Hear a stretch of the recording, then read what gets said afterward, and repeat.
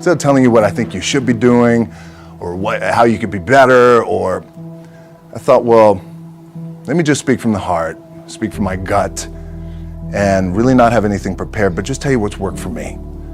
And maybe some of the stuff that's worked for me might work for you now, currently, presently, as you guys have your goals and ambitions, but then further on down the line, as you guys continue to live your life. This idea and this notion that you could be anything you want, and you can accomplish anything you want, right? We hear that. You've heard that from the time you were little boys. You hear that now. You're already incredibly accomplished. You guys know that. The thing that has worked for me is to remember the hard times. So, and I'm sure you guys all have your processes. And again, I'm going to tell you what's worked for me. So before a big movie comes out, before, back in the days when I was wrestling with WWE, a WrestleMania match, anything big that would happen, I would always take a moment and I'd just remind myself, all right, I was evicted when I was 14. We were kicked off the island. We couldn't live in Hawaii. Had no place to live. A lot of shit happened then when I moved to Nashville. I was arrested multiple times by the time I was 16 years old. I would remember that, and it allows me then to be present in the moment and understand, holy shit, the stuff I have around me right now, this is the shit that I dreamed of when I was a kid. I am here. I played for University of Miami, played for great teams. Warren Sapp, Ray Lewis, they were my teammates. They were balling. Warren Sapp was playing tight end that time. I was starting defensive tackle. Yeah, they moved him over to D-line. And he looked at me, he's like, yo, dude, I'm gonna take your spot. And I said, you ain't taking my spot. He said, I'm gonna take your spot. I said, no, you ain't. We battled, and he took my spot. Now you can imagine how that with me, because there goes my opportunity. He went in, switched to defensive tackle, lit the world on fire. Well, what that did, it crushed me, it crushed my dreams. I had a piss poor senior year, zero production, no NFL, no combine invite, nothing. Finally went to the CFL, Calgary Stampeders, making $250 a week Canadian. I had to send that home to my wife at that time. Had no money. So I remember that. I got cut from Canada. My dad, in his pickup truck, came down 4 o'clock in the morning, picked me up in Miami from Tampa. We lived in a little apartment in Tampa. He drove down in his little pickup truck to Miami to get me when I was cut from the CFL. And I thought, well, I leave home like you guys left home. I'm ready to tackle the world, to get after it, achieve my dreams and goals. Crushed by 22, 23 years old. Now I got to move back in with my mom and dad. I played on great teams, though. Wait a second, this is not supposed to be my future. I'm supposed to be in the NFL right now. I'm supposed to be making a lot of coin and buying my parents, buying me, taking care of my wife, but it never happened. So I pulled out my wallet. I thought, well, let me see how much money I have. I opened it up. I had a 5, a 1, and change. Well, at least I rounded up to $7. But I thought, God, ain't this a bitch? I got $7 in my pocket. Where the f do I go now? What do I do? I can't go back to CFL. The point comes where you hear that voice, the big run's over. Like, you're done, right? So I heard that voice.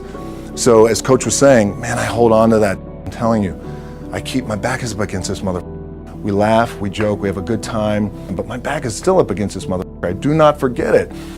What this also helps me do, and again, it works for me, is at some point, you gotta be tired of not being number one.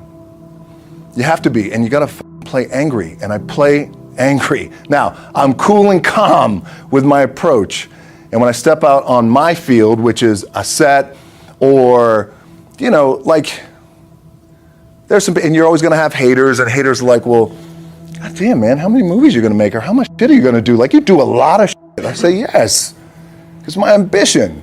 Of course, why not? I could do it. Yeah, I love what I do. And not only that, but in what world do we not work every day? My back is up against this thing, you know, and I started to play angry, by the way, and I still play angry. My last match, Brock Lesnar, transitioned, and I realized if I had to be great at something, I wanted to be great in this world of Hollywood and movie making and producing and entertainment, I had to commit, and like you guys have to commit. Obviously, you commit to something, commit to the goal. So I quietly retired. 2 years later, I thought, what did I do with my career? Because my movies were not doing well. I was written off. It was around 2006, 2007. I was like, I pulled a Jim Brown. I left when I was on top, like number one in the wrestling business, and I left. It was a ballsy, gutsy, some call it stupid move, but I had to commit and I had to follow what was in my gut. What helps me is to keep the hard times in the front of my mind, because it allows me to go into these big moments that I've worked my ass off, and you guys have worked your ass off. It allows me to go into these big moments with a different perspective. What it also does for me, and again, this is what works for me. Like, my back is up against this mother. Every day, it's against this fucking wall. But it's up against this mother, because it's what I believe in. And when my back is against this mother, then there's nowhere to go. But that way. That's it. Doesn't mean you don't smile. Doesn't mean you don't laugh and joke. Right? You're happy. I'm a happy guy. But when it comes to business and when it comes to executing, it's up against this. And I got to go that way. And I don't give a fuck who is in front of me. They're not going to stop me. The key for me was, where does it start? What's the anchor? What's the anchor?